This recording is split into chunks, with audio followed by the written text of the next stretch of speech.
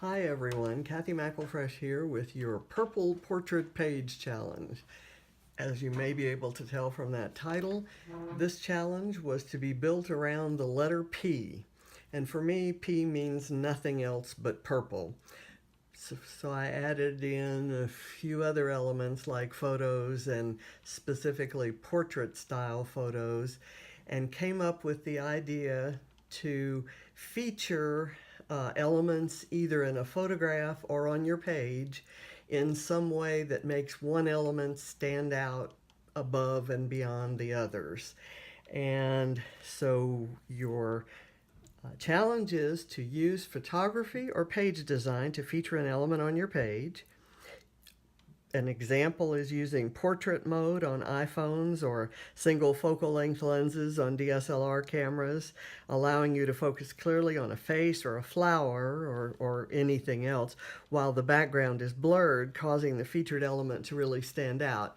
And those photographers among you know this as depth of field. It's something that portrait photographers in particular try to accomplish.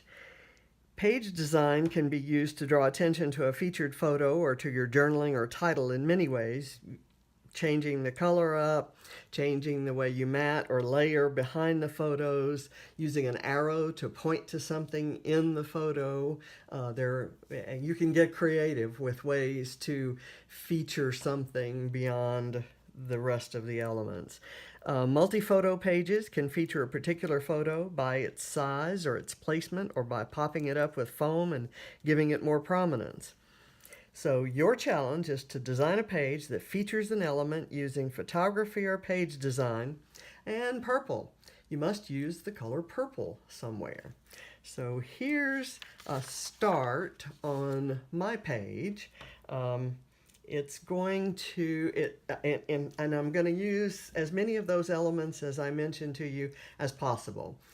Here I use the portrait mode on my iPhone to take photos of these flowers that are the first to show up in my garden each spring. And they all happen to be purple, which is not accidental. So what we've got here is the flowers are featured in each photo because the background is blurred. This one doesn't show quite as much because the camera had a little difficulty deciding what the featured element was, and I think it thought that these leaves were what I was focusing on, and so some of the things around there are blurred. That's the inaccuracy of the portrait mode on the iPhone, and I decided to include the picture anyway because I thought it was pretty. This one, you can kind of see the purple flower, and everything else around it is a little bit less clear. Same thing with this one, where the purple flower shows, and some of the other elements in the background are a little bit blurred out. And further, I included 3 photos on the page, but my favorite is this one, so I matted it twice instead of once, and I popped it up with foam, and I printed it just a little bit larger than the other 2 and put it in a different orientation. So beyond that, let me kind of tell you a little bit what I'm using. I had a background paper, which is among the first papers that I ever bought for scrapbooking back in 2006, and I liked the other side, so I folded it over. And what you're seeing sneaking out there are those beautiful leaf sprays that are sticking out in several places. And the butterflies are part of a prize I won in Julie's last challenge weekend. And they're from Scrap Mats, which is a wonderful company in Australia. Check them out, SCRAPMATTS. Amazing stuff.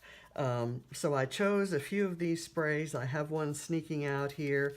I actually glued just a little bit of that scrap of the chartreuse paper, and I had scraps of these papers, and I had this handmade paper that I got years ago, and I thought they would kind of convey the purple the purpleness that I was trying to accomplish. Um, so I've popped this up. There's foam back there. It allows me to layer things underneath. And I did a small, I had enough scraps of this to do a small journaling block. And now I'm going to add the purple to my of my title.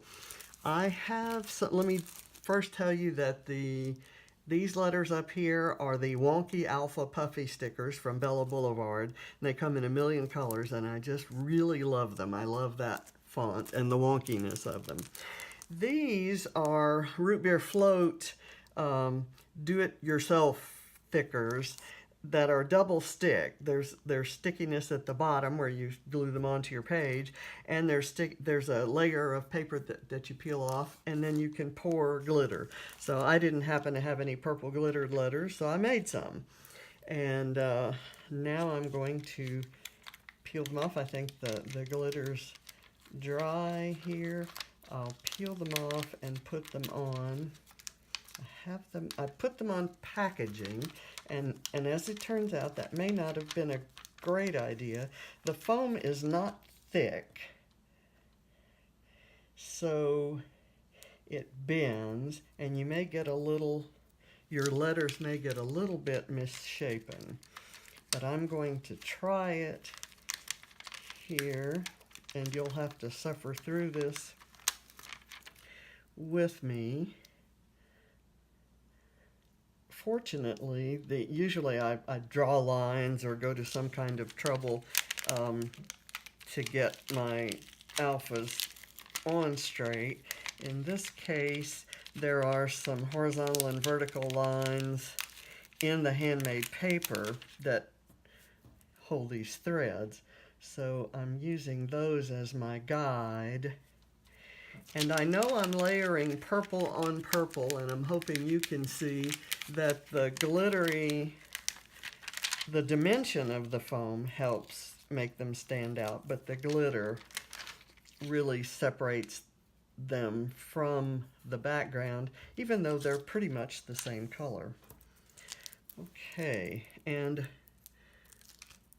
Root Beer Float is by far my favorite font that stickers have ever come in, and it's kind of outdated.